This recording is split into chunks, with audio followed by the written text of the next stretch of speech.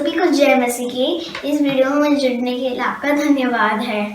अगर आपने अभी तक हमारे चैनल को सब्सक्राइब नहीं किया है तो जल्दी सब्सक्राइब करें और साथ ही में बेल आइकन को भी दबाएं ताकि आप हमारे अपडेट्स और वीडियोस मिलते रहें।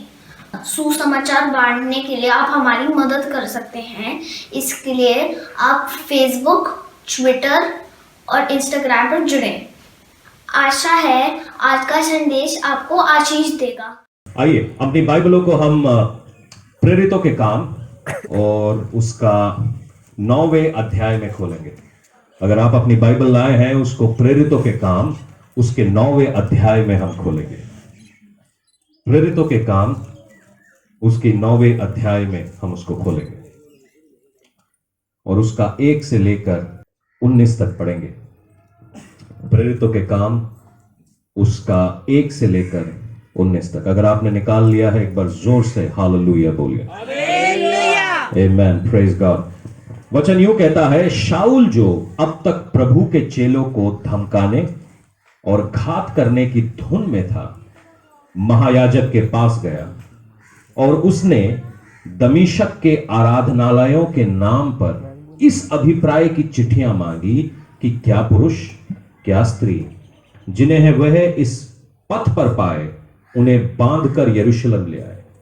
परंतु चलते चलते जब वह दमिश्क के निकट पहुंचा तो एकाएक आकाश से चारों ओर से ज्योति चमकी। सब कहे ज्योति चमकी। और वह भूमि पर गिर पड़ा और यह शब्द सुना, हे शाऊल तू मुझे क्यों सताता है। उसने पूछा, हे प्रभु तू कौन है। उसने कहा, मैं यीशु हूं जिसे तू सताता है। परंतु अब उठकर नगर में जा और जो तुझे करना है वह तुझे कहा जाएगा। जो मनुष्य उसके साथ थे वह अवाक रह गए, क्योंकि शब्द तो सुनते थे परंतु किसी को देखते ना थे। तब शाऊल भूमि पर से उठा, परंतु जब उसने आंखें खोली तो उसको कुछ दिखाई ना दिया और वह उसका हाथ पकड़ के उसे दमिश्क में ले गए। वह 3 दिन तक ना देख सका, ना खाया और ना पिया। दमिश्क में हनाया नाम तक का एक चेला था। उसे प्रभु ने दर्शन दिया। दर्शन में कहा कि हे हनाया। उसने कहा, हां प्रभु। तब प्रभु ने उससे कहा, उठकर उस गली में जा जो सीधी कहलाती है। टेढ़े आदमियों को सीधी गली में रखा जाता है। हालेलुया। वो आज सीधा होने का दिन है। और यहूदा के घर में शाऊल नामक का एक तरुस्व वासी जो पूंछ क्योंकि देख वह प्रार्थना कर रहा है।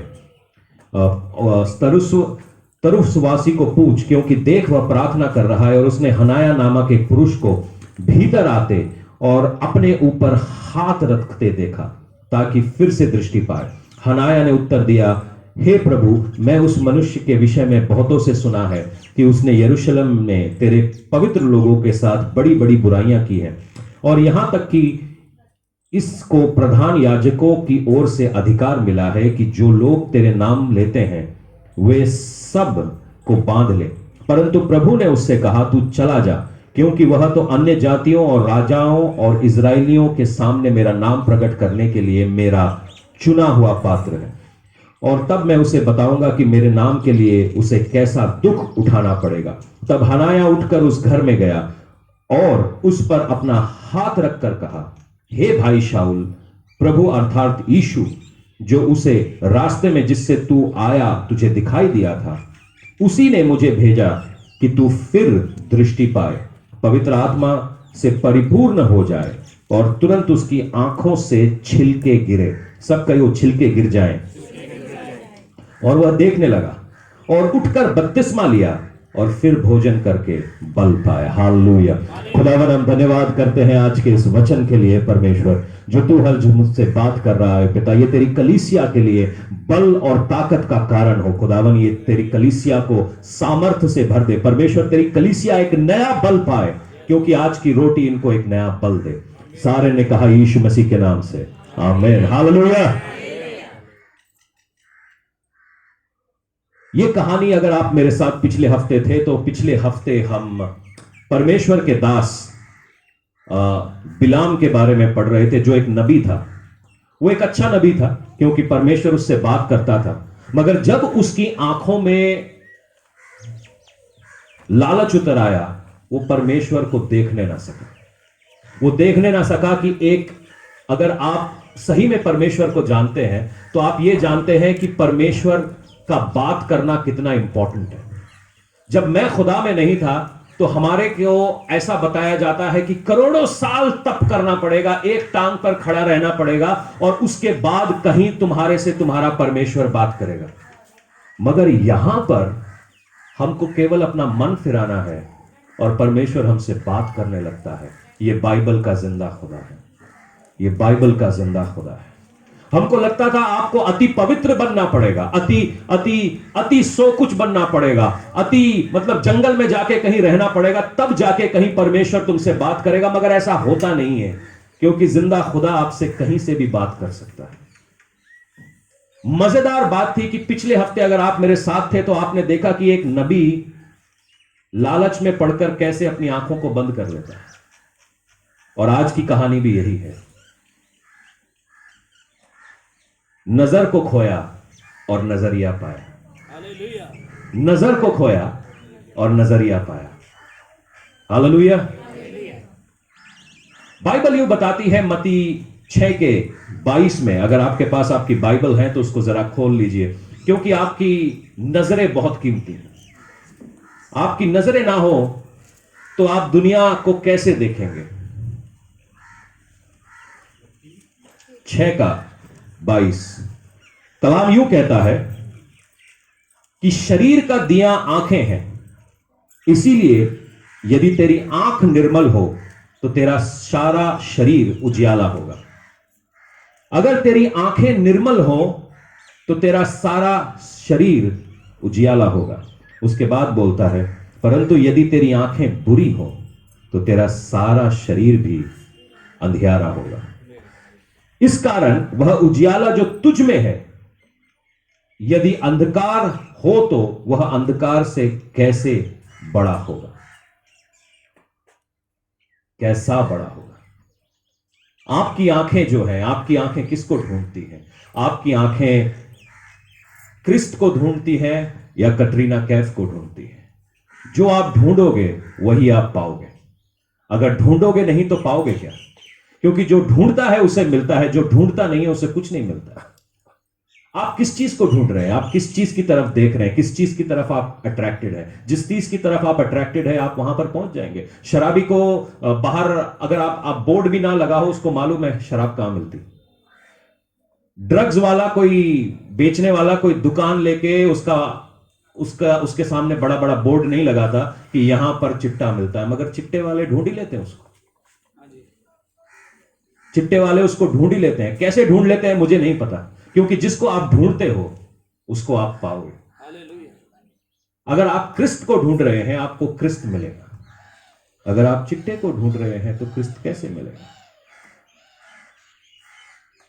जिसको आप ढूंढ रहे हैं, जिसकी तरफ आपकी आंखें हैं, जिसकी लिए आपकी आंखें तरसती हैं, वो चीज आपको जरूर मिलेगी। आप किस चीज के लिए ढूंढ रहे हैं, किस तरफ देख रहे हैं? और यहां पर कलाम बड़ा साफ कहता है, अगर आपकी आंखें काली हैं, अगर आप काली चीजों को ढूंढ रहे हैं तो आपका शरीर भी काला हो जाता है। कई बार हम जो चर्च में हैं, हम रूह रूह रूह रूह रूह रूह रूह का प्रचार कर रहे हैं, मगर आपका शरीर भी उतना ही जरूरी है, क्योंकि यह शरीर जो है पवित्र आत्मा का मंदिर है। इस शरीर के जरिए से जो भी पाप आप करते हैं, इस शरीर के जरिए से करते हैं। जो आप छुटकारा भी पाते हैं, इस शरीर के जरिए से पाते हैं। जब अपनी जबान को आप हिलाकर कहते हैं, खुदावन मैं पापी हूं, मुझे माफ कर, वो आपको माफ करता है। आप मन फिराते हैं, शरीर के रूप से आप पानी के बपतिस्मे में जाते हैं और बाहर आते हैं, आपका नया जीवन चालू हो जाता है इस शरीर के जरिए से। इस चर्च में भी अगर आप बैठे हैं तो इस शरीर के जरिए से। कुछ कुर्सियां खाली हैं, मगर वो इसलिए खाली हैं क्योंकि वो रूह के जरिए से शायद यहां बैठे हैं। तो आपके बगल में अगर कुर्सी खाली है तो देख लीजिए, रूह के बगल में तरीके से तो यहां कोई नहीं बैठा, उनको हैंडशेक करके बोल दीजिएगा। शरीर के जरिए से, ये शरीर बड़ी कीमती चीज है। बाइबल बताती है कि क्या तुम नहीं जानते कि ये शरीर पवित्र आत्मा का मंदिर है? और ये लिखने वाला और कोई नहीं है, ये प्रेरित पौलुस है, जिसकी कहानी आज हम पढ़ रहे हैं। उसका नाम प्रेरित पौलुस पहले से नहीं था, उसका नाम साउल था, क्योंकि वो बेंजामिन के घराने से आया था, वो राजाओं के घराने से आया था, वो एक राजा था, उसके रसों में राजाओं का खून बह रहा था। और उसका नाम साउल इसलिए था क्योंकि वो पहले राजा की याद दिलाता था। क्योंकि लोगों ने कहा कि हमको और हमारे को एक ऐसा राजा चाहिए जिसको हम देख सकें। और न्यायियों की पत्री में कहते हैं कि इजराइल में कोई राजा ना रहा, परमेश्वर वहां से पीछे हो गया और उसने कहा इनको एक राजा दो, जिसका नाम था साउल। बेंजामिन के घराने में से आने वाला ये एक व्यक्ति था जो एक फरीसी था। फरीसी लोग वो होते हैं जिनको कानून का पता है, जिनको मालूम है कि बाइबल में जितने कानून लिखे हैं वो कानून क्या है, क्योंकि इनको बचपन से सिखाया जाता है। 12 साल की उम्र तक जब कोई व्यक्ति, कोई इजरायली लड़का 12 साल की उम्र तक आता है, अगर वो फरीसी के घरानों से है तो उसको कानून जबानी याद होना चाहिए। 610+3। और ये कानूनों की व्याख्या पौल को मालूम थी। यीशु मसीह को चढ़ाने वाले और कोई नहीं थे, ये फरीसी थे, ये सदूसी थे। इन्होंने यीशु मसीह को सलीब पर चढ़ा दिया था। और बाइबल बताती है, अगर आप प्रेरितों के काम को पढ़ें तो प्रेरितों का काम में इस प्रकार से लिखा है, जब स्टीफनुस का पथराव हो रहा था, लोग स्टीफन प्रचार कर रहा था और स्टीफन को पत्थर मार रहे थे, पौल वहीं पर खड़ा था। और कुछ बाइबल के लोग मानते हैं कि उसने ही स्टीफन को मारने की सुपारी दी थी, या उसने ही स्टीफन को मारने के लिए सारा खेल रचा था। वही साउल वो इतना पावरफुल है कि वो राजयाजक के, महायाजक के पास जाता है और महायाजक से एक चिट्ठी लेता है कि हम चर्च को प्रताड़ित करेंगे, हम चर्च को पर्सिक्यूट करेंगे। आम आदमी महायाजक तक नहीं पहुंच सकता, क्योंकि जो महायाजक है वो सदूसी के घराने से है और ये फरीसी के घराने से है। और ये सदूसी और फरीसियों के बीच में एक लड़ाई है। ऐसा समझ लीजिए ये दो पॉलिटिकल पार्टी हैं जो देश को चलाने की कोशिश कर रही हैं। या अगर जो मंदिर है, मंदिर के अंदर बहुत ज्यादा इंफॉर्मेशन तो नहीं है, एक सैनहेड्रिन है जो 70 लोग हैं। 70 लोग में से कुछ लोग सदूसी हैं और कुछ लोग फरीसी हैं। और पौल जो है एक सदूसी महायाजक के पास जाता है और कहता है कि मुझे ये चिट्ठी दो ताकि मैं कलीसिया को ताड़ना दे सकूं। वो आप ताकतवर होने चाहिए एक महायाजक तक पहुंचने के लिए। पौलुस ताकतवर था, उसके पास असर होना चाहिए। आप हर कहीं यहां पे जाके अपने एमएलए से मिल पाएंगे? आप एमएलए के गेट के ऊपर 10 घंटे तक बैठे रहिए, खड़खड़ाते रहिए, वो दरवाजा नहीं खोलेगा। आपके पास ताकत होनी चाहिए, इन्फ्लुएंस होनी चाहिए। अगर आपके पास इन्फ्लुएंस है तो आप कहीं पे भी पहुंच सकते हैं। पौलुस, ये जो साउल था, वो इन्फ्लुएंशियल आदमी था, उसके पास असर था। वो महायाजक तक पहुंचता है और महायाजक को बोलता है मुझे चिट्ठी दे, मुझे ऑफिशियल लेटर दे, ताकि मैं कलीसिया को प्रताड़ित करूं। वो पौलुस की नजर में वो एक धर्म का अनुयायी था, वो एक धर्म को मानने वाला था। और जितने लोग धर्म को मानते हैं वो जानते हैं कि वो कहीं ना कहीं अंधे हैं। पुरानी जितनी भी लड़ाइयां हुई, धर्म युद्ध हुआ, और धर्म युद्ध में बहुत सारे बेगुनाह मारे गए। क्योंकि जब भी आप धर्म के पीछे चलते हैं आप अंधे हो जाते हैं। जब भी आप परमेश्वर के पीछे चलते हैं आप नया दर्शन पाते हैं। यीशु मसीह इसलिए नहीं आया कि आपको एक धर्म मिले, धर्म पहले भी था। जो मूसा ने बनाया था वो कानून पहले भी थे, मगर यीशु मसीह इसलिए आया ताकि आपको वो रिश्ता मिले। धर्म आपको अंधा कर देता है, मगर रिश्ता कई बार आपकी आंखें खोल देता है। इसीलिए मैं लोगों को कहता हूं सही रिश्तों में रहो, सही फेलोशिप में रहो, सही लोगों की बात सुनो, सही लोगों के साथ बैठा करो, सही लोगों के साथ प्रेयर किया करो, सही लोगों के साथ उपवास किया करो। क्योंकि जब भी आप गलत संगति में जाते हैं आप गलत रास्ते पर पकड़ लिया। साउल एक गलत संगति में था, एक गलत सोच के साथ था। उसके मन में था कि वो कलीसिया को नाश करे, वो लोगों को मार रहा था, लोगों को सता रहा था। और ये करने के लिए वो दमस्कस को जाता है, होली मिशन पर निकल जाता है। क्योंकि धर्म के अंदर प्रेम की जगह नहीं है। आपको मालूम है, अगर कोई व्यक्ति आपको आकर यूं कहे कि आई लव यू, किसी ने कभी तो कहा होगा कि मैं तुमसे प्रेम करता हूं। चलो कुछ लोगों की किस्मत में नहीं है, आएगा, समय आएगा जब कोई आके आपसे यूं कहेगा कि आई लव यू, तो पहला ख्याल क्या आता है आपके? फर्ज कीजिए कोई आपको आके कहे आई लव यू, तो पहला ख्याल क्या आएगा? वाओ, मैं कितना ग्रेट हूं, कुछ तो बात होगी मुझे। मगर दूसरे क्षण में आपको आपकी असलियत का पता है। बे, मेरे को बोल रहा है आई लव यू, चक्कर क्या है? तो ये मेरे पैसे तो नहीं लेने आया है। कहीं ये मेरी पहली पे कब्जा कर तो नहीं करना चाहती है? कहीं ये मेरी मां को घर से तो नहीं निकाल देगी? कहीं मैं बहुत ज्यादा सीधा साधा तो नहीं लगता हूं इसके लिए? दूसरा दूसरा ख्याल, सेकंड ट्रैक बोलते हैं इसको। हर आदमी के दिमाग में दो ट्रैक चल रहे होते हैं, एक पहला ट्रैक, एक सेकंड ट्रैक। ये सेकंड ट्रैक की आवाज जब सुनते हैं ना, यार ये मुझको आई लव यू क्यों बोल रहा है, ऐसी क्या खास बात है? मैं तो यार थोड़ा मोटा भी हूं, थोड़ा काला भी हूं, आई लव यू बोल रही है यार, चक्कर क्या है? जब दुनिया का सबसे परफेक्ट आदमी आपको आके कहता है मेरे बेटे मेरी बेटी आई लव यू, वहां से रिश्ते की शुरुआत होती है। वो उसका नाम है यीशु मसीह। वो सारी गलतियां जानते हुए भी, पंजाब में इश्क की बहुत पुरानी कहानी। मैं जब भी पंजाब में ड्राइव करता हूं ना, मेरे को खेत नजर आते हैं, तो मैं जो हिस्ट्री की किताब में, लिटरेचर में सोनी महिवाल पढ़ा करता था ना, वो तस्वीरें मेरी आंखों के सामने आ जाती है। मैं कहता हूं ये पक्का होंगे यार, ये सोनी महिवाल। ये जब नदियां नजर आती हैं मेरे को, ये खेत नजर आते हैं, और वो जो ट्यूबवेल में से पानी गिरता हुआ नजर आता, मैं मतलब अपनी बचपन में जो स्कूल की क्लासेस हैं उनमें वापस चला जाता हूं, और मैं कहता हूं ये होंगे यार, ये पक्के होंगे, जो इनके बारे में लिखा है ये पक्के होंगे, क्योंकि ये जमीन इसकी गवाही देती है। ये जमीन इसकी गवाही देती है, क्योंकि जब जब जब इश्क होता है ना, तो आदमी, कभी किसी को इश्क हुआ होगा, अभी बताना नहीं, ठीक है, हुआ होगा, कभी ना कभी हुआ होगा, तभी शादी करके बैठे हैं, ठीक है। शादी से बाहर जो कर रहे हैं वो मुझसे आगे आके मिल सकते हैं, अकेले में दिल की बातें करेंगे, वचन से भी करेंगे। तो ये जो इश्क होता है ना, इश्क बड़ी अजीब चीज होती है। इश्क होते ही आदमी शीशे से अलग नहीं हो सकता। वो शीशा देखता जाता है, देखता जाता है, देखता जाता है, देखता जाता है, घड़ी घड़ी कंघी करता जाता है, करता जाता है, करता जाता है, घड़ी घड़ी क्रीम लगाता जाता है, लगाता जाता है, लगाता जाता है, शीशा और वो। और इतनी क्रीम लगाने के बाद, इतनी लाली पाउडर लगाने के बाद वो लड़की से मिलता है। हाँ, आईना तो झूठ नहीं बोलता। वो लड़की को समझाने की कोशिश कर रहा है कि ये मैं हमेशा ही ऐसा दिखता हूं। उसके बाद लड़की एक दिन उसको बिना नहाए हुए देख लेती है, तो स्यापा कि जो दिख रहा था फेसबुक पे और जो सामने है, दोनों में बड़ा फर्क है। क्योंकि जब यीशु मसीह जो है ना, वो हमारे को हमारी हरकतों में जानता है, हम क्या करते हैं, क्या सोचते हैं, क्या कहते हैं, क्या हमारी असलियत है, मन के अंदर क्या चल रहा है, और फिर भी वो आके, सब जानने के बाद भी वो आके कहता है लव यू। ये रिश्ता है, ये रिश्ता है। धर्म कहता है कि उस प्यार को पाने के काबिल बनो। यीशु मसीह कहता है कि मैं तो ऑलरेडी तुमसे प्यार करता हूं, तुम मेरे काबिल हो, तुम मेरे काबिल हो। ये फर्क है दोनों में। और पौल जो था, ये धर्म का आदमी था। धर्म युद्ध करने के लिए उसने चर्च को सताने के लिए चिट्ठियां ली और दमस्कस के लिए जा रहा था। दमस्कस जाते हुए उसको 4-5 दोस्त और मिल गए और वो सब दमस्कस के लिए चल दिए। रास्ते में मजेदार बात हुई, एक रोशनी गिरी। सब कहो रोशनी गिरी। रोशनी गिरी मगर किसी को नहीं दिखी। बाकियों को आवाज आई और साउल को केवल वो सुनाई दिया कि वो यीशु मसीह है।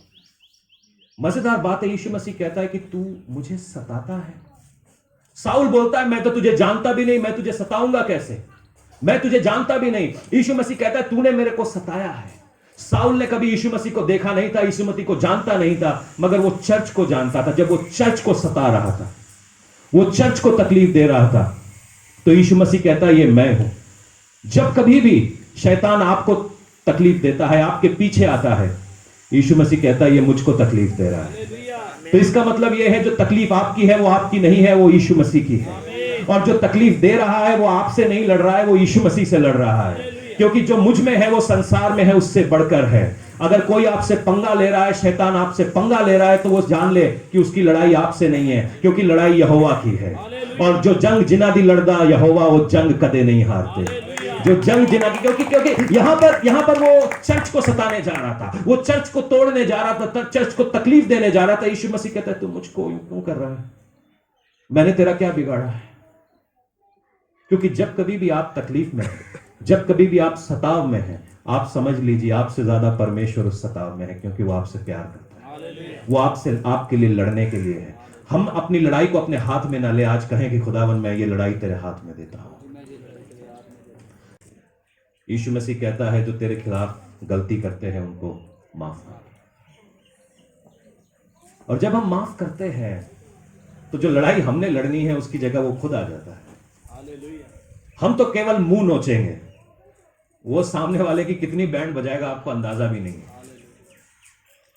पौलुस कहता है जब आप किसी को माफ करते हो ना, तो आप उसके सर के ऊपर जलते हुए अंगारे डालते हो। जब आप किसी के ऊपर माफी देते हैं तो ये जलता हुआ अंगारा उनके सर के ऊपर आ जाता है, तो उनका हाल क्या होने वाला है। क्योंकि नफरत को हराने का तरीका नफरत नहीं है, वो प्रेम है।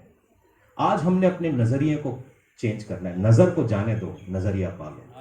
तो पौलुस जो था ये एक गुस्से वाला आदमी था, ये एक हत्या करने वाला आदमी था, चर्च को तोड़ने वाला आदमी था। टेक्निकली हमारी प्रार्थना ये होनी चाहिए कि पौलुस को मार दे प्रभु, और उसको मार के ऐसी जगह पे गाड़ कि उसकी 7 पुश्ते भी उसको ना ढूंढने पाए। मगर परमेश्वर के प्लान अलग होते हैं। धन्यवाद हो उनका कि वो हमें सताते हैं, क्योंकि उन्हीं में से एक कौम खड़ी होगी जो हमारे बारे में प्रचार करेगी। परमेश्वर ने पौलुस को मारा नहीं है, बोला ये सही आदमी है, इसके ये इतना हिम्मत वाला आदमी है, इतना मिशन वाला आदमी है, ये यार ये मुझे चाहिए, ये बंदा मुझे चाहिए, ये बंदा मुझे चाहिए। वो ये मेरा दुश्मन नहीं है, ये थोड़ा सा अंधा है, ये थोड़ा सा अंधा है। आपको मालूम है अंधापन कैसा होता है?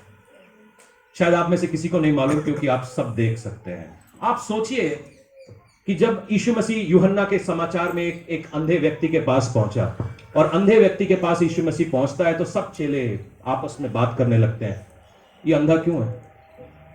पाप किसने किया? इसकी मां ने किया, इसके बाप ने किया।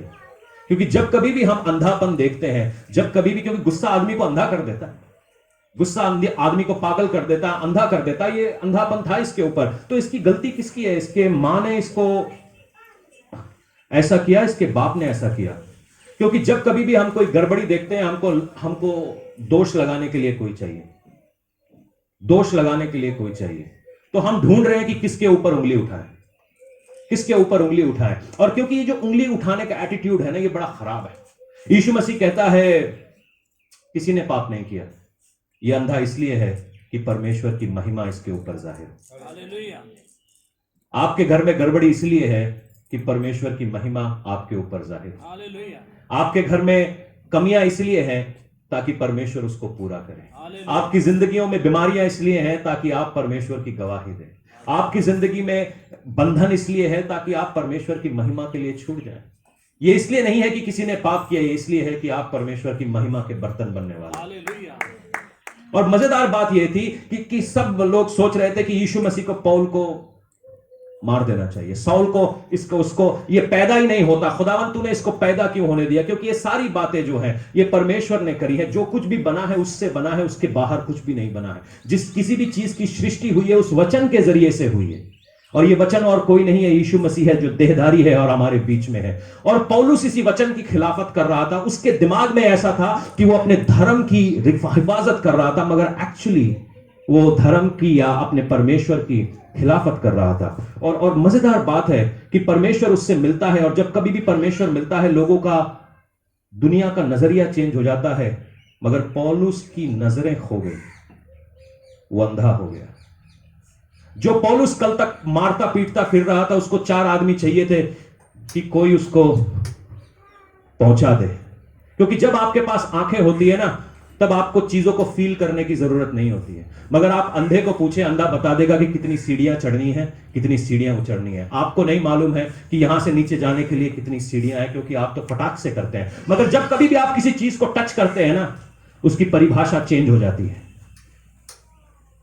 उसकी आंखें छिन गई ताकि वो फील कर सके, क्योंकि वो फीलिंग से मरा हुआ था। कई बार हमारी फीलिंग्स मरी हुई है हमारे परिवार में। पति पत्नी है मगर एक दूसरे के लिए कभी कुछ फील ही नहीं करते हैं। माँ बाप है, बाप बेटी है, भाई बहन है, वो एक दूसरे के लिए कभी कुछ फील नहीं करते हैं। वो फीलिंग्स मरी हुई हैं। तो आज परमेश्वर से कहे कि परमेश्वर कम से कम मुझे अंधा कर दे, मैं छू के महसूस करना चाहता हूं, छू के महसूस करना चाहता हूं। क्योंकि जिस चीज को आप छू के महसूस करते हैं वो आपकी मेमोरी में बैठ जाती है। पौलुस कल तक इतना पावरफुल था, आज उसको 2 आदमी चाहिए कि वो उसको उठाकर एक ऐसी जगह पर रख दे जो सीधी कहलाती है। सबसे टेढ़े आदमी को परमेश्वर ने सीधे में रखा। उस सड़क का नाम सीधा था, उस सड़क का नाम सीधा था। पौलुस को वो सीधी सड़क पर लेकर गया, क्योंकि उसकी जिंदगियां टेढ़ी हो चुकी थी। इसीलिए परमेश्वर कई बार आपके आंखों को छीन रहा है ताकि वो आपके नजरिए को लौटा दे। एक बहन हुई जिनका नाम था हेलन केलर, और वो अपने आप में बहुत बड़ी एक सोचने वाली हुई। तो लोगों ने उनसे बोला कि आप तो अंधी हैं, आपको कैसा रखता है? कहते मेरी नजरें ही नहीं है, मगर नजरिया तो है। हम में से बहुत सारे लोग हैं यहां पर नजरों के साथ बैठे हैं और उनका नजरिया नहीं है, उनका नजरिया नहीं है। वो किसी बात के बारे में कुछ सोचते नहीं है, किसी बात के बारे में कुछ समझते नहीं है, उनका नजरिया नहीं है। और पौलुस का एक नजरिया था, वो शैतान के हाथ में बिका हुआ था। वो कलीसिया को तोड़ना चाह रहा था। वो अंधा था, वो अंधा था, अंधे एक जगह के ऊपर था, और वो प्रार्थना कर रहा था। मजेदार बात है, वो प्रार्थना कर रहा था। परमेश्वर के साथ उसका एनकाउंटर हुआ और वो एक अंधेरी जगह पर पहुंच गया। मालूम है, अंधेरे में बड़े बड़े काम होते हैं। यीशु मसीह को भी जब मारा गया, गाड़ा गया, वो एक अंधेरी कब्रगाह में रखा गया, और उस अंधेरी कब्रगाह में उसको जिंदगी का दर्शन होता है। हम सोचते हैं अंधेरा हो गया, खत्म, मामला खत्म, मगर अंधेरे से ही परमेश्वर काम करना चालू करता है। जब वो अंधेरे में था, जब उसको कोई नहीं देख रहा था, परमेश्वर कहता है कि बाहर आ जाए यीशु मसीह, और यीशु मसीह खुद को पुनरुत्थान में लेकर आता है। वो अंधेरे में था।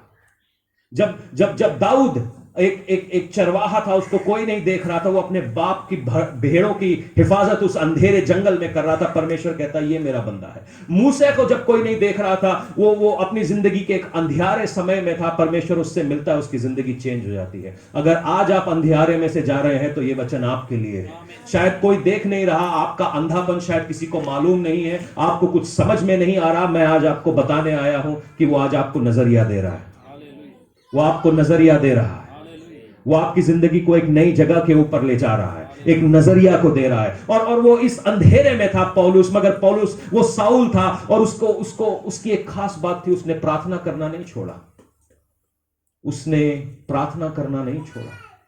उसको मालूम चल गया था कि वो क्या देख रहा है, उसको मालूम चल गया था वो क्या सुन रहा है। वो गलत ट्रैक पर था और वो प्रार्थना करने लगता है, हालेलुया, धन्यवाद परमेश्वर, मुझसे भूल हो गई। वो पश्चाताप करने लगता है। हम में से बहुत सारे लोग हैं जो अपनी गलतियां जानने के बाद भी उस अंधेरे के गले लगना चाहते हैं और वहां से निकलना नहीं चाहते। परमेश्वर हमको हर बार मिल रहा है, हर जगह पे मिल रहा है, हर तरीके से मिल रहा है, मगर हम बदलना नहीं चाहते। हम उसी जगह पर बहुत ही मजे में कंफर्टेबली बैठ गए हैं, क्योंकि हमको उस अंधेरे से प्यार हो गया है। कभी आप अंधेरे में रहते हैं तो अंधेरे की आदत हो जाती है। जैसे ही कोई बिजली का बटन दबाता है, आपके अंदर आता है, क्या कर दिया तूने। कई बार मेरे साथ भी ऐसा होता है, जब भी मैं बिजली का बटन दबाता हूं तो मेरे को रिएक्शन मिलता है, ऐसा क्यों कह दिया पास्टर जी आपने। क्योंकि अगर मैं वो बिजली ऑन नहीं करूंगा तो तुम्हारी आंखों में जो पट्टियां लगी हैं वो गिरेंगी नहीं। वहां पर एक बंदा था, अनानायस नाम का, नाम ही बढ़िया बद्दा है, एक फल की तरह, और वो प्रार्थना कर रहा था। यीशु मसीह उसको दर्शन में मिलता है, कहता है सीधी सड़क पर जा, वहां पर मैंने तेरे लिए एक टेढ़ा बंदा रखा हुआ। क्योंकि जब तू इस टेढ़े बंदे के ऊपर हाथ रखेगा, सब बोलो हाथ रखेगा, इसकी आंखें खुलेंगी। टेढ़ा आदमी सीधी सड़क पर, और उसको बचाने के लिए एक सीधा साधा आदमी आता है जो परमेश्वर से कह रहा है, परमेश्वर तूने इसको क्यों चुन लिया है, मैंने सुना इसके बारे में, तुम्हारा जो डिसीजन है वो गलत है। कई बार परमेश्वर हमको ऐसे लोगों से शायद शादी करने के लिए कहे जो हमको लगे कि ये सही नहीं है। शायद परमेश्वर हमको ऐसी जगहों पर जाने के लिए कहे जो लगता है हमें सही नहीं है।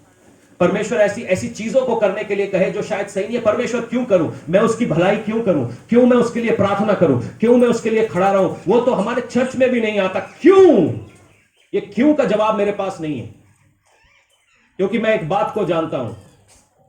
यशाया 45 यूं कहता है कि मैं परमेश्वर को अपने आइडिया में मुड़ने के लिए नहीं कहता। हाय उसके ऊपर है। वो बेवकूफ है जो परमेश्वर को कहते हैं मेरे आइडिया में आ। मैं परमेश्वर को कहता हूं मैं तेरे आइडिया में आना चाहता हूं।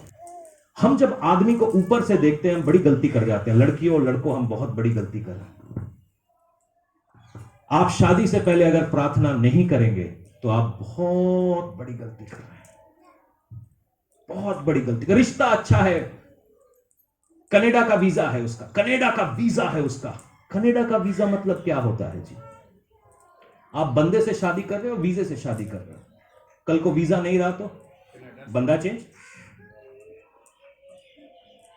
और यही प्रॉब्लम है कि सब लोग अंधे में थे, अंधियारे में थे, और अंधियारे में परमेश्वर इस अननियास को साउल के पास भेजता है। और साउल, जिसको कुछ भी नहीं पता है, जिसको बाहर निकलने के लिए भी आदमी चाहिए, वो आज प्रार्थना कर रहा है और परमेश्वर अपने हाथ को एक आदमी के जरिए से साउल की आंखों के ऊपर रखता है। और बाइबल बताती है उसकी आंखों के ऊपर जो पट्टी लगी हुई थी वो गिर गई और वो साफ साफ देखने लगा। उसकी नजर खो गई थी मगर उसको एक नजरिया मिल गया। साउल अपनी पहली कलीसिया इफिसियों 1:8 में एक चीज बात कहता है, 1:18 में। साउल ने जो पौल बनने के बाद एक पहली कलीसिया जो स्टार्ट करी है वो इफिसियों की थी। और इफिसियों 1:18 में वो एक इस तरीके से कहता है कि तुम्हारी मन की आंखें, तुम्हारी मन की आंखें, कलाम यूं कहता है, और तुम्हारी मन की आंखें ज्योतिर्मय हो कि तुम जान लो उसकी बुलाहट की आशा क्या है। वो अंधा होके एक नजरिया पाता है। आज सही में हम में से बहुत सारे लोग यहां नजर के साथ बैठे हैं। हम सारी चीजें देख सकते हैं, समझ सकते हैं, हमारे पास बहुत नॉलेज है, हमारे पास इंटरनेट है, हम बहुत स्मार्ट हैं। मगर आज जरूरी है कि आप अपने नजर को जाने दें और उस नजरिए को पकड़ लें। आज अपनी नजर को जाने दे, उस नजर को बोले कि आप हटो मेरे सामने से, मुझे वो नजरिया चाहिए। वो नजर को जाने दो, नजरिए को पकड़ लो। क्योंकि जब आपके ऊपर नजरिया आएगा, जब आप दर्शन पाओगे, दृष्टि नहीं दर्शन। बाइबल बोलती है मेरे लोग नाश होते हैं जहां पे दर्शन की बात नहीं होती। मेरे लोग नाश होते हैं जहां पर दर्शन की बात नहीं होती। आप प्रीचिंग कॉपी कर सकते हो, स्टाइल कॉपी कर सकते हो, मगर दर्शन कहां से लाओगे? आप चीजें नकल कर सकते हैं मगर आप दर्शन कहां से लाएंगे? दर्शन केवल परमेश्वर की तरफ से आता है, जो दृष्टि का परमेश्वर है, जिससे कुछ बात छिपी नहीं है, जिससे हमारा आने वाला कल नहीं छुपा है, हमारा जाने वाला कल नहीं छुपा है, उससे कुछ नहीं छुपा है। वो आपको जब दर्शन देता है, बाइबल बताती है लोग नाश हो रहे हैं क्योंकि उनके पास दर्शन नहीं है। हमारे पास दृष्टि तो है, नजर तो है, मगर नजरिया नहीं है। बिजनेसेस बर्बाद हो जा रहे हैं, घर बर्बाद हो जा रहे हैं, दुकानें खुलती हैं, बंद हो जाती हैं, क्योंकि उनके पास नजरिया नहीं है। क्योंकि अगर आपके पास नजरिया होगा, आपको मालूम है कि इस पौधे को पानी पिलाना है, इस पौधे को पेड़ बनाना है, मुझको डालना है। क्योंकि जब आप बीज बोते हैं ना, बीज दो किस्म के बीज होते हैं। एक बीज है जिसको आप बो रहे हो ताकि आप उसे सींचें, आप उसको सींचेंगे, आप उसकी देखभाल करेंगे। एक बीज है जिसको आप दफना के भूल जाएंगे। कई सारे बिजनेसेस, कई सारे फैमिलीज, मिनिस्ट्रीज वो दफनाओं की तरह चालू होती है। उनके पास थोड़ा सा बीज होता है, वो कहीं पे कर देते हैं, हालेलुया हालेलुया, बस। हम जब कोई आदमी दफना रहे होते हैं ना, तो हमको मालूम है कि ये चीज निकलने वाली नहीं है, इसमें से कुछ नहीं निकलेगा, हम इसको डाल के भूल जाएंगे। कई लोग अपना दशमांश, अपना जो दान है वो भी ऐसे ही डालते हैं, डाल के भूल जाएंगे। मगर वो नजरिया हमको चाहिए कि जब हम बीज बो रहे हैं, हम कहां पर बो रहे हैं, कहां पर मैं ये प्रोजेक्ट चालू कर रहा हूं, कहां पर मैं ये बिल्डिंग चालू कर रहा हूं, कहां पर मैं ये जमीन खरीद रहा हूं, कहां पर मैं ये बिजनेस लगाने वाला हूं, कहां पर मैं शादी करने वाला हूं, कहां पर मैं बिजनेस करने वाला हूं। हमें नजरिए की जरूरत है। जब हम ये नजरिए के साथ वो बीज बोते हैं ना, तो वो पेड़ बनता है। और वो बीज भी जब आप बो देते हो, बीज को क्या रोशनी मिल रही होती है? नहीं मिलती, अंधेरे में रहता है और अंधेरे से चीजें जन्म लेती हैं।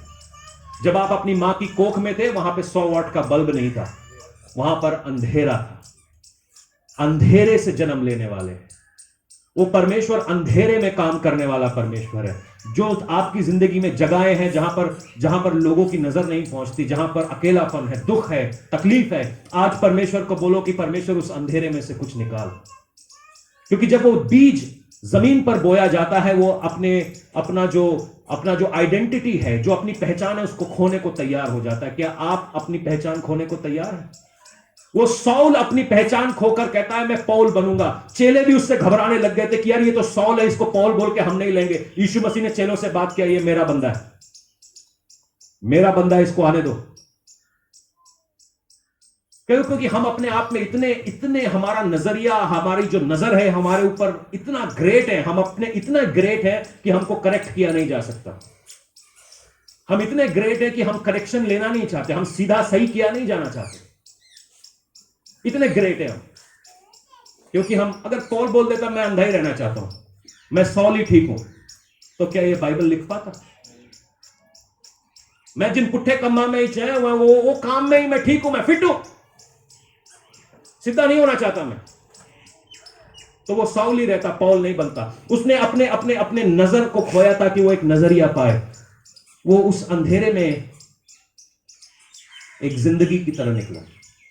तुम्हारी जिंदगियों में भी जो अंधेरा है, आज हम परमेश्वर को बोलेंगे कि उस अंधेरे में खुदावन आप उतरिए ताकि हम जिंदगी पाए। हम अपने आप को खो देना चाहते हैं ताकि हम आपके हिसाब से बनाए जाए। साउल अपने आप को खो देता है और वो पॉल बन जाता है, एक ऐसा इवेंजलिस्ट जो रोमी साम्राज्य को हिला के रख देता है। पूरे रोमेनिया को, वो 7 भाषाएं बोलने वाला एक ऐसा व्यक्ति, इतना जुझारू व्यक्ति, वो चीजों को हिलाने लगता है। आज परमेश्वर यहां से कई सारे पौलों को उठाना चाहता है कि आप हिलाने वाले हैं, अंधेरे में से निकालने वाले हैं। उस अंधेरे को अपने ऊपर कायम ना होने दो, वो अंधेरा आपकी जगह नहीं है। आज अपनी नजर को जाने दो और खुदावन से बोलो मैं तुझरा नजरिया चाहता हूं। आपकी जिंदगी में जिस किसी जगह के ऊपर आपको अंधेरा नजर आ रहा है, हो सकता है ये आपका परिवार है, हो सकता है ये आपका बिजनेस है, आपकी नौकरी है, आपका सेहत है, आपका करियर है। अगर आपको अंधेरा नजर आ रहा है तो बोलिए खुदावन मुझे नजरिया दीजिए, मुझे वो नजरिया दे, क्योंकि जिंदगी की शुरुआत उस नजरिए से है। बाइबल बताती है दुनिया बेडौल थी, परमेश्वर ने उसको छोड़ देना था, वहां पे अंधेरा है, बेडौल है, मैं क्या करूंगा। मगर बाइबल बताती है परमेश्वर की रूह उस बेडौल दुनिया के ऊपर काम करने लगी और फिर परमेश्वर ने कहा कि उजियाला हो, और उजियाला। जैसे ही हमने चीजों को बेडौल देखा, अरे वो शाहपुर में कुछ नहीं होगा, चलो दिल्ली चले, वो यहीं पे होगा, यहीं से होगा, यहीं से होगा। चिट्टे वाले छुड़ाए नहीं गए क्या? आज चिट्टा वाला कहां है हमारा? शराबी छुड़ाए नहीं गए क्या? सब यहीं पे है, यहीं से होगा। तुम्हारा पैसा डूब रहा है, वहीं से चालू होगा। तुम्हारा परिवार टूट रहा है, वहीं से चालू होगा। नजरिया पाओ। जब आप नजरिया पाओगे आप पावर पाओगे। बिना दर्शन के आप आगे चल नहीं पाओगे। लोगों ने देखा यीशु मसीह मर गया है, मगर यीशु मसीह को मालूम था कि वो फिर उठने वाला है। नजरिया है। जो बाहर वाले हैं वो एक मरा हुआ खुदा देखते हैं, मगर जो अंदर वाले हैं कलीसिया, वो जानती है वो जिंदा खुदा है, उसकी बात अलग है।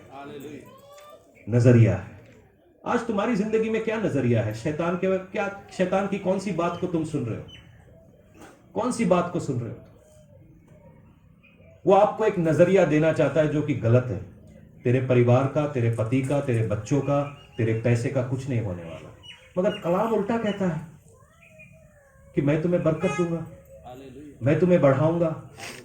तो किसकी सुनना चाहते हैं? अभी बोल रहे हो, जैसे ही घर में जाओगे ना, ये आटा भी नहीं है, चुन्नू के पापा आटा भी नहीं है, या आटा नहीं है।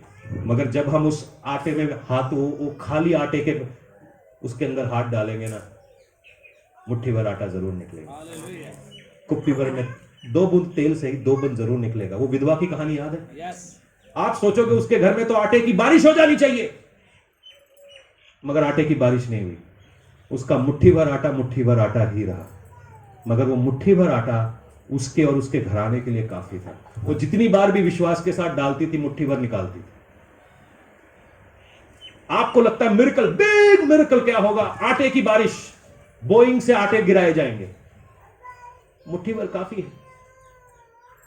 मुट्ठी भर से विधवा और उसका घराना खाता रहना। नजरिए की बात, नजरिए की बात है। तुम क्या सोचते हो? इन झूठे बातों को मत सोचो, नजरिए को चेंज करो। आप में से क्या लगता है कि आप सबके सब निखद्द हैं, बेकार हैं, धारीवाल में पैदा हुए हैं, कनाडा जाके ही आपका कुछ होगा? नजरिए को चेंज करो। ये सुनना आसान है, फाइट करना है। नजरिए को चेंज करें। आज से आप अपने बारे में, अपने घराने के बारे में, अपनी जिंदगी के बारे में नजरिए को चेंज करें। जो नजर आपको दुनिया ने दी है, आज उसको खोने की बारी है। खोना चाहते हैं? जो अंधा आदमी होता है ना, बड़ा बेसहारा आदमी होता है। मगर मैं कहूं, अगर आपको किसी से सही में खूबसूरती के बारे में पूछना है, तो उस अंधे से पूछो, वो आपको खूबसूरती के बारे में बताएगा। क्योंकि शक्ल पे मत जाओ, उसने महसूस किया होता है। उसने महसूस किया है। खूबसूरती महसूस की जा सकती है। कुछ लोग सोचते देखी जा सकती है, नहीं, ये महसूस की जा सकती है। खुदावन की खूबसूरती हम महसूस कर सकते, महसूस कर सकते। आप आज उसको महसूस करने की, ये नजरिए को, इस नजर को खोदो और उससे वो नजरिया मांगो कि परमेश्वर मैं आज तेरे हाथों में अपने आप को सौंपता हूं। परमेश्वर, हो सकता है कि मैं कई बातों में गलत था, कई बातों में हारा हुआ था, कई बातों में खोया हुआ था, मगर मुझे आज तेरे नजरिए की जरूरत है। ये दुनिया जो कहती है वो नजर आज मेरे ऊपर से हटा और एक नजरिए को मेरे अंदर कायम कर। वो नजरिया मुझे दे पिता खुदावन, वो नजरिया मुझे दे खुदावन, वो नजरिया मुझे दे। नजरिए से आपका परिवार बदलने जा रहा है। नजरिया बदलो। तुमको शराबी नजर आता है, मेरे को यीशु का बेटा नजर आता है। तुमको चिट्टे वाला नजर आता है, मेरे को परमेश्वर का दास नजर आता है। क्योंकि जब ये चिट्टे वाले शराबी निकलेंगे ना, ये हजारों लाखों को निकाल लाएंगे। शरीफ आदमी बचा तो क्या बचा, कबाड़ी आदमी बचा, खेल वहां से। कबाड़े में जिंदगी है। हम क्या सोचते हैं बड़े पैलेस में जिंदगी, नहीं नहीं, कबाड़े में जिंदगी है। तो परमेश्वर का धन्यवाद हो कि परमेश्वर ने हमको इस कबाड़ा चुनने के लिए रखा हो। क्योंकि जिस पत्थर को राजमिस्त्री ने ठुकरा दिया, उसी को कोने का पत्थर बनाया है। परमेश्वर ने बेवकूफों को चुन लिया है ताकि वो अकलमंदों को अकल सिखा सके। हालेलुया। आज हम नजरिए को चेंज करेंगे। आज हम नजरिए को चेंज करेंगे। शैतान को झूठ बोलने मत दो, शैतान को फुसफुसाने मत दो तुम्हारे कान में। बोला आज मेरा नजरिया चेंज होना है पिता अपने बारे में। आप में से बहुत सारे लोग अपने आप को कोस रहे हैं। किस लिए कोस रहे हो? किस लिए कोस रहे हो? यहाँ पर इतने सारे लोग मौजूद हैं जो खुद को कोस रहे हैं। किस लिए कोस रहे हो? हाथ पांव तुम्हारे चल रहे हैं भाई, तुम्हारी जिंदगियां चल रही हैं, फिर भी तुम अपने आप को कोस रहे हो। कोसना बंद करो। मेरा पति, अरे तुम्हारा पति अच्छा है, मेरी पत्नी, तुम्हारी पत्नी अच्छी है, मेरे बच्चे, सभी के बच्चे ऐसे हैं, सभी के बच्चे ऐसे हैं, तुम्हारा कोई खास नहीं है। नजरिया चेंज करो। आज से बोलो मेरा पति बेस्ट है, खुदावन थैंक यू इस ब्लेसिंग के लिए। मेरी पत्नी लड़ती है मगर थैंक यू इस ब्लेसिंग के लिए। मेरे बच्चे मेरा कहना नहीं मानते मगर थैंक यू इस ब्लेसिंग के लिए। मेरी चर्च मेरा कहना नहीं मानती मगर थैंक यू इस ब्लेसिंग के लिए। मैं जानता हूं ये हजारों लाखों को बचाने वाले हैं। मैं जानता हूं क्योंकि तूने इनको चुन रखा है। ये मेरे कहने से नहीं है, तेरे कहने से। तू इनको जानता है, इनके अंदर क्या पनप रहा है तू इनको जानता है। तूने इनको बचाया है, तूने इनको छुड़ाया है। दीरामा सेखे रुबु शांति शीतेरे।